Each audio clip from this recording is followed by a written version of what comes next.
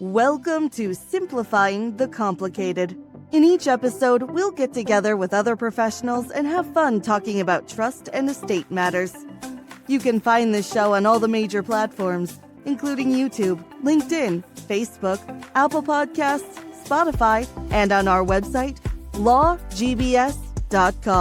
Now here are the hosts of Simplifying the Complicated, Lori Bolander and Lauren Gallagher. Hello, welcome to Simplifying the Complicated. I'm Lori Bolander. I'm Lauren Gallagher.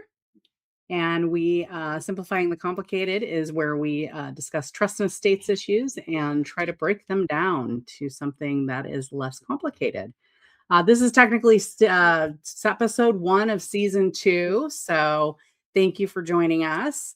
Today, we're going to simplify the complicated around what your trustee needs to know. This episode comes directly from one of the most common questions we get from our clients during our estate planning process. What do my kids need to know? What do they do as trustee? So we decided to turn that into a podcast because it's asked so frequently.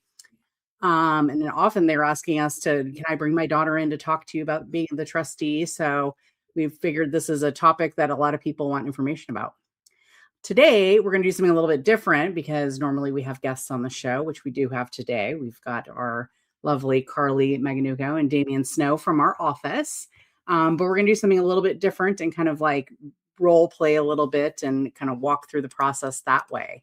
And we're going to talk about what, our common question, how the process starts when somebody calls our office and says, I'm the trustee, what do I do?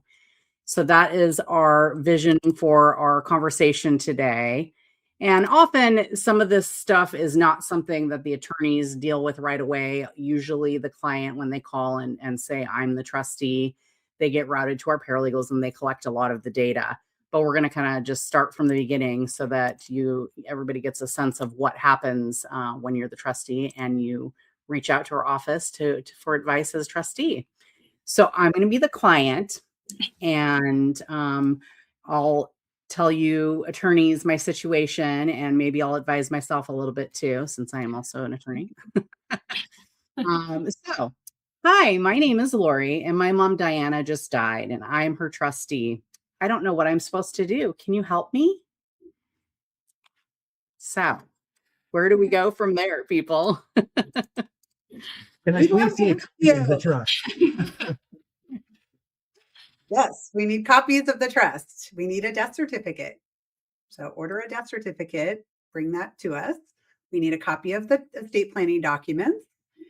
And then we'll get together and talk about the next steps, which are lots of things: collecting assets, notifying beneficiaries, notifying government agencies. We help with most of those tasks. We walk our clients through all of it. But there's a whole steps to follow. What do you mean notifying the beneficiaries? They already know everything. Yeah. So certainly they likely believe that they know everything. But there are a whole series of things we have to provide them with on your behalf as trustee. Documents as far as the trust, the operative trust documents, and certain, warnings, disclosures under the law, telling them about their rights as a beneficiary or as an heir. So that's kind of where we start.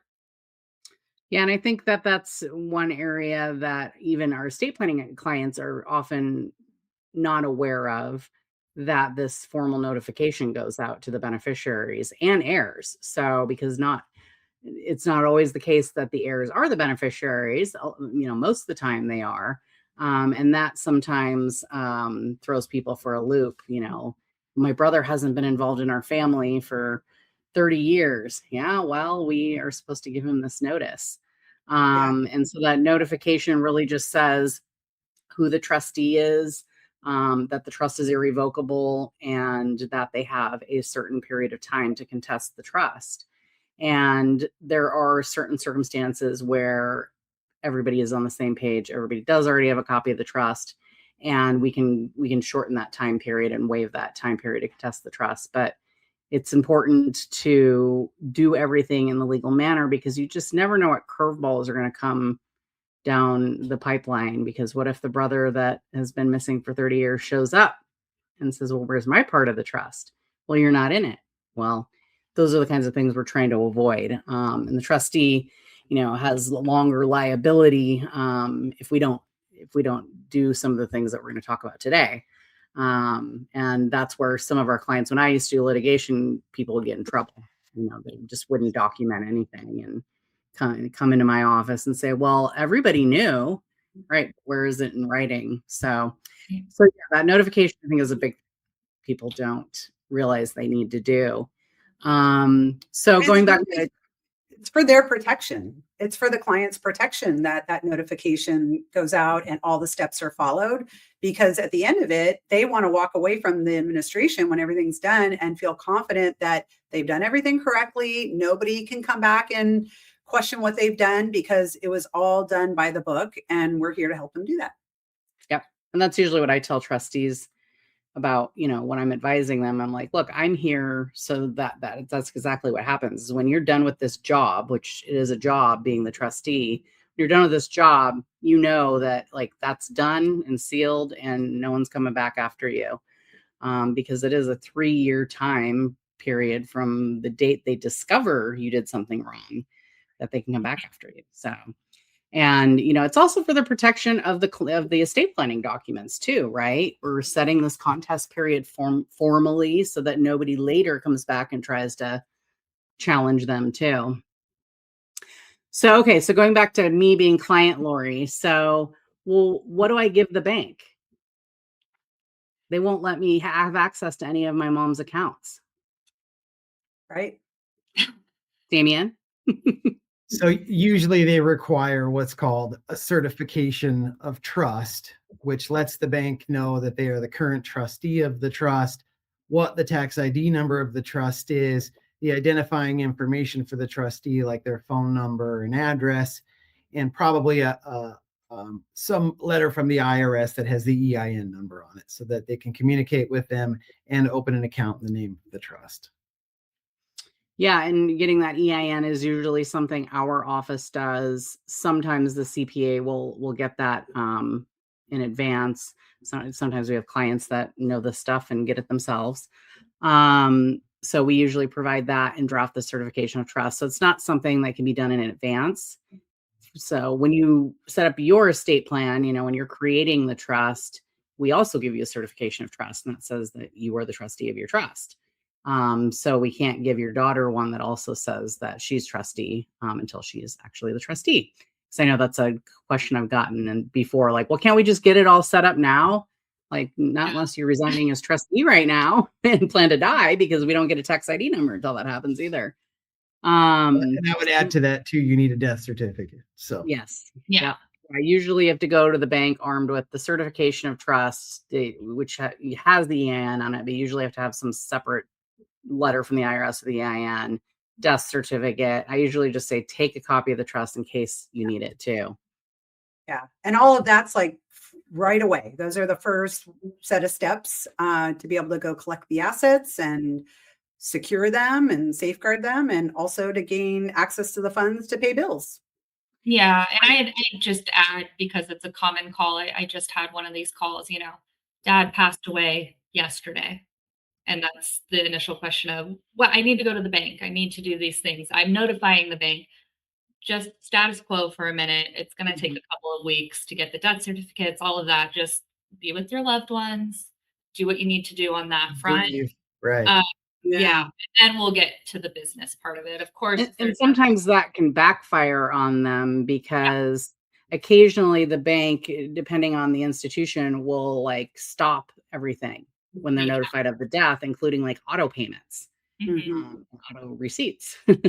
And then you have to go clean that up later. So sometimes it's like, to just don't contact the bank until you have everything that you need to take the steps that you need, because once you have everything, it's certainly not an, click of the button process either, because the bank usually sends everything to their legal department to be analyzed by their attorneys in Missouri or wherever these people reside.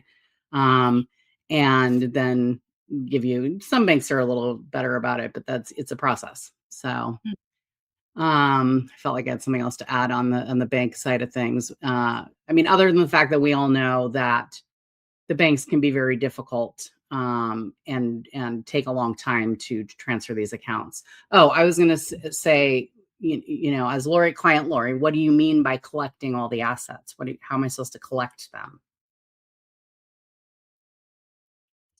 Anyone? Yeah. At the bank, you just do exactly what we just talked about. Bring all that paperwork, walk it in, make an appointment with the manager, not the teller. Go find somebody with a desk and make an appointment. Try to knock that all out.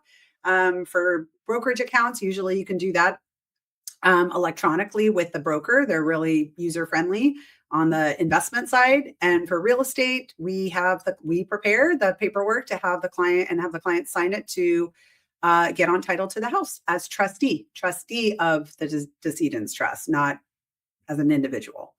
Right. So And I was going to go there next about, what do I do with the real estate? And so we prepare those documents, and then where it goes from there kind of depends on what the trust says, what the family wants to do, and all that. So in this scenario, if I have two sisters and everything goes to us equally, how does that work?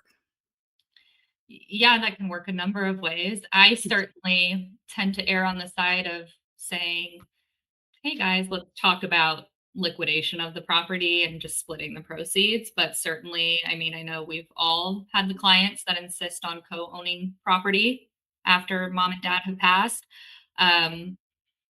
We all do our best to counsel the pros and cons of that kind of arrangement. Certainly, from a practical side for the trustee is just making sure that the property is secure. Of course, we have the cases where there are tenants in the property, or people that didn't necessarily have a legal right to remain there, and we deal with those issues as they come. But generally, the more vanilla case is like you said, Lori, mom passed, she had her residence. It's you and your two siblings. Then you go in there, you secure it, you make sure it's adequately insured, we get it ready for sale, and we sell it. Yeah. Yeah. And I think securing it's important. I think some people say, oh, well, we know who had access. You don't always know who had access. Mom might have given the cleaning lady that, hasn't been there in 5 years a key, or the caregiver had a key. It's always good to take the step of making sure everything's locked up, especially when you're the trustee and you're responsible to the other beneficiaries for everything that's in that house. Yeah. One of the other first steps is contacting the insurance company that carries the homeowner's insurance policy, because you wouldn't want anything to jeopardize a claim that might need to be made. And they need to be notified immediately. They need to know about the death. They need to know who the successor trustee is. And they need to update the policy accordingly. And one of the things that they're going to need to know and want to know is if the property is secure, who's there, who's not there, who has access to it. And insurance companies don't want to be here at all right now. So they're always looking for ways to get out of paying claims. So you want to do everything by the book with them as well. And you may need to get a or a vacant property policy, which are more expensive. The insurance companies are being more strict about those as well. I know I've had a few recently where they refused to issue the policy until they had pictures of the whole house and the interior, which in most circumstances is not a big deal. But I've had a few where there, it was a rental and we have to give notice to the tenants to enter the property, and, it becomes a little bit more complicated. And we have done a podcast with a landlord tenant attorney previously. And I think we're doing another one with him just because those types of issues come up a lot. Or somebody living in the house, even a sibling living in the house that's not supposed to be there, that maybe won't leave, or, you have to do things very precisely in that area of the law as far as giving notice and things like that. So we always make sure that we get that person over to an attorney that can help in that area if that is one of the issues. Well, and just touching on insurance specifically, if anything goes wrong, it's the trustee who's potentially exposed to the liability. So making sure that that policy is intact, full coverage, maybe it hasn't been looked at for several years, making sure the premiums are paid. It's not going to lapse. Those are ways that the trustee can protect themselves in pretty basic ways, because the exposure could be huge. If somebody comes in to repair something and trips and falls, and that policy is not intact, or the insurance company has a reason to deny that claim, that's going to be a problem. That's exposing the estate. I had a house burned down in a probate years and years ago during one of the, I forget which fire it was, because we've had a few, but that was a different procedure to go through, especially in a probate. Like, oh, we don't have the house anymore; it burned down, but we did have insurance, and we had, that took a while to sort out. It actually prolonged the probate quite a bit because of it. I'm sure. So, you said the trustee's liable, so if that policy is not enough coverage, or it lapses for some reason, that's going to be a big problem.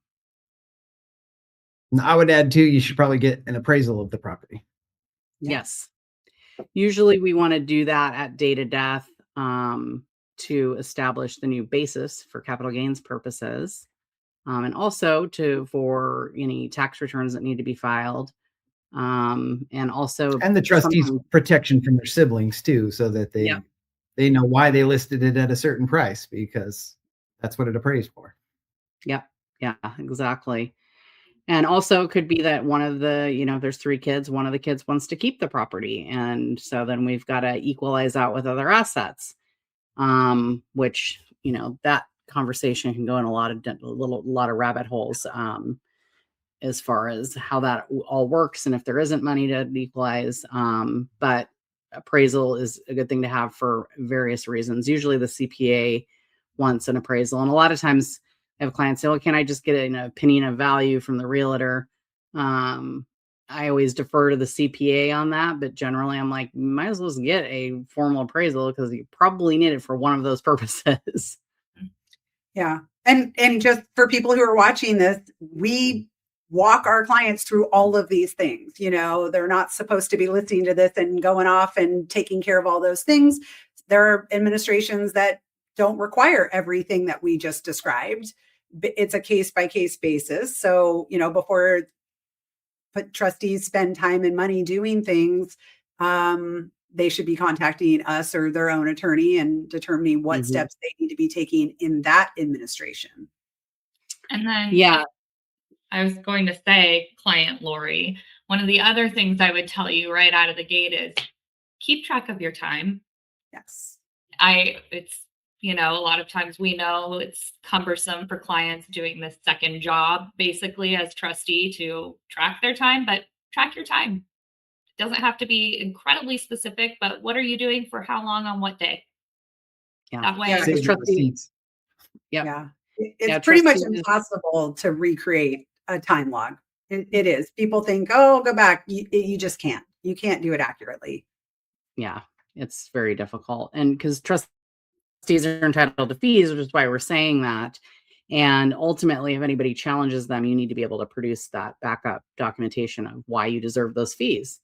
So that's incredibly important. And then, we should also point out that all of our services are an expense of the trust, which is also tax deductible for the trust. So the law allows, and most trusts that I've ever seen allow the trustee to retain counsel, hire a financial planner if they need to manage the assets, hire a CPA, hire a bookkeeper if they need to. They've got the ability to hire people to help them, because the law recognizes that, most people that are put in the position of being a trustee have never done it before. And that's most of my clients that walk through the door have never done it before. They have no idea where to start.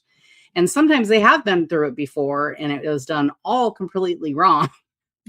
Or it was done in another state where the law is totally different. So, it's good to make sure you know what you're getting into, and hiring the help that you are entitled to administer the trust. So then we get to, my sister really needs money. When are we going to be done with this? When can I give it to her? The burning Never heard that before, right? Never. A couple of times. Oh gosh, I don't want to get locked into saying this on camera. No, I typically tell my clients, start to finish, the average trust administration, 9 to 12 months. Of course, it can be less, depending on the nature of the assets, the, cast of characters involved, and what kind of shape things were in when we got started. Um, on the other hand, sky's the limit on that. I've had them go on for years and years. So it really depends. And that's such an attorney answer, but it depends. Well, it does. And, what I was getting at too is generally we're not advising our clients to make at least substantive distributions until we determine whether or not we have to produce an accounting. So the law requires that trustees do account to their beneficiaries at least once a year, and that can be waived. However, it's in the trustee's best interest to give the beneficiaries something, even if it's an informal accounting, statements, the QuickBooks, print out, have the accountant put something together, because everything that you disclose to your beneficiaries and they sign off saying, I approve those actions, which is another document we would prepare, an approval, you're off the hook. They can't sue you for. So we have all experienced when clients call and say, oh, I gave all my sisters $100,000. And in some circumstances, that's okay, right? Because we have enough money left to get through the rest of the administration. And sometimes we can do preliminary distributions like that. But if the whole trust is, $300,000 and you just gave everybody, your two sisters $100,000, then, well, hope we don't run into any problems. Hope they sign off on your accounting. So, we don't want to just be handing out all the assets willy-nilly until we make sure everything is done. Another thing that you can run into, and usually if it's a parent situation, you don't run into this because you're familiar with their situation, but past tax issues. I've had huge tax bills that people didn't know about. I think, Damien, you had one that was like somebody was gambling and had won $800,000 or something that the family didn't even know. Right. So all of their winnings had been reported. Luckily, we were able to go to all of those casinos because they had a player card that they used every time they gambled. So they kept track of their losses too. So even though all of their earnings were reported, I was able to offset it with their losses exceeding their actual earnings. So there was a large bill, but we were able to negotiate it down to nothing. So yeah. So one of the first things we're asking our client. Yeah. And so one of the things we're asking our clients is who is the CPA you're going to work with? And not all CPAs do like trust and estate work, just like not all attorneys do trust and estate work, right? And so you want somebody that is familiar with that. And, a lot of times my clients are saying, well, Ray down the street's been doing my mom's taxes for 40 years. He can do it. And he may be able to do it, but he may not. There's just different things that need to be reported. And again, to protect yourself, you want to definitely have somebody that knows what they're doing. And, make sure that all those tax issues are checked off. So once we've done it, and not just tax issues, creditors have a 1-year period to submit a claim. So there might be other creditors, not just tax agencies, who are looking for something from the estate. So yes, even if distributions have been made before the 1-year mark, we're always going to advise our clients to hold a nice, comfortable reserve to address anything that might pop up. Because the last thing you want to do as a trustee is to find out, oh boy, there's a tax due, or there's a creditor that we didn't deal with. I don't have enough money. I distributed it. Either you go back to the beneficiaries and try to claw some back, or you're on the hook. They haven't spent it. Right. Because most of these beneficiaries, I tell you, they got it spent before you even get them a check. So yeah, make sure you've got, even if you can distribute the trust in a quicker manner, we usually are holding a reserve to make sure that those things can be covered, especially as Lauren mentioned, the 1-year mark is a big mark for the creditors to be able to come back. But once we've gotten through the accounting or waiver of accounting or an approval of an informal accounting, something of that nature, we usually can make those big distributions, go down to our reserve, and then kind of, hold that until the CPA is comfortable, the client is comfortable, we're comfortable that kind of everything's done. Nothing's come back. And that can vary depending on what is going on. I've held larger reserves because of tax issues and had to hold them longer too, because the IRS can come back for longer. A lot of the professional fiduciaries that we work with, they'll hold a reserve for 3 years because that's how long the IRS has to come back. And they're for sure probably not going to get the money back from their beneficiaries. So that's kind of a snippet of start to finish. There's, of course, all sorts of other issues that can come up in an administration. You might own a business. You got to deal with that. You might own property in another state. We might have to deal with that.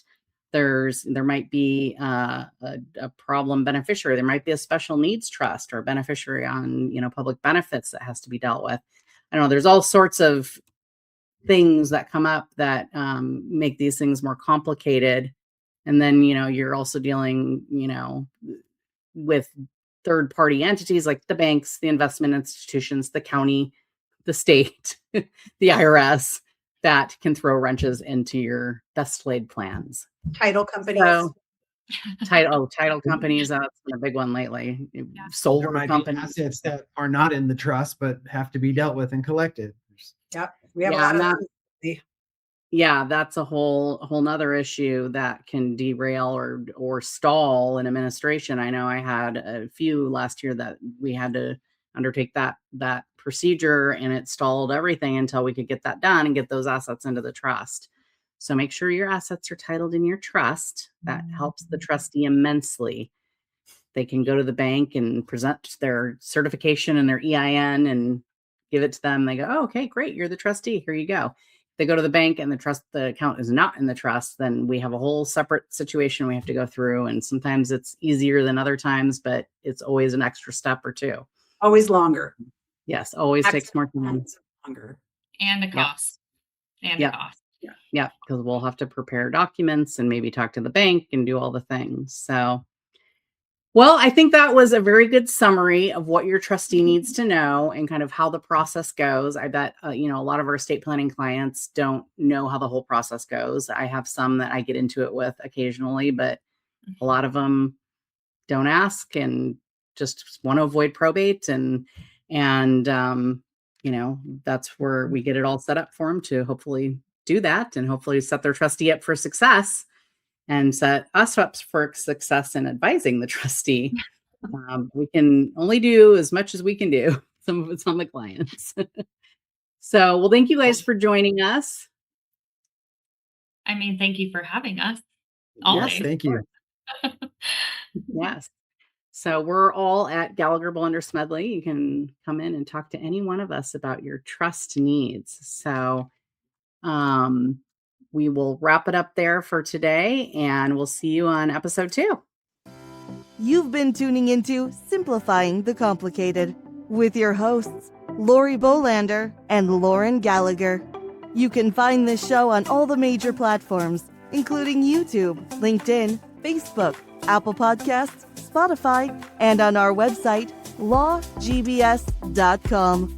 Thank you for your positive feedback, comments, questions, and for sharing this show with others.